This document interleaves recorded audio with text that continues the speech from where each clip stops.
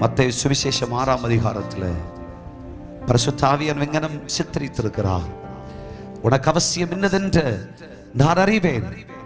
நாளைய தினம் என்கிற வேதனையும் கஷ்டமும் உனக்குள் வேண்டாம். ஐயோ, என் குடும்பம் எப்படி ஆகுமோ, என் வாழ்க்கை எப்படி ஆகுமோ, என் பிள்ளையினுடைய வாழ்க்கை எப்படி ஆகுமோ. நாளை நமக்குரியதல்ல, கர்த்தருக்குரியது. நாளைய தினம் என்று ஒரு நாளை தந்தார்னு சொன்னா அந்த நாள் எப்படி நடத்தணும் கர்த்தருக்கு தெரியும்.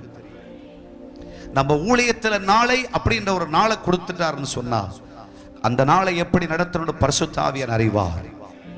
ஆமென். 100 வயதுல பெற்ற ஈசாக்கு கொடுத்துட்டா என்ன செய்ய? கலங்காத. நாளைக்கு உனக்கு என்ன? அது யெகோவா ஈரே, கர்த்தருடைய சமூகத்திலே பார்த்து கொள்ளப்படும். ஆமென் சொல்வீர்களா?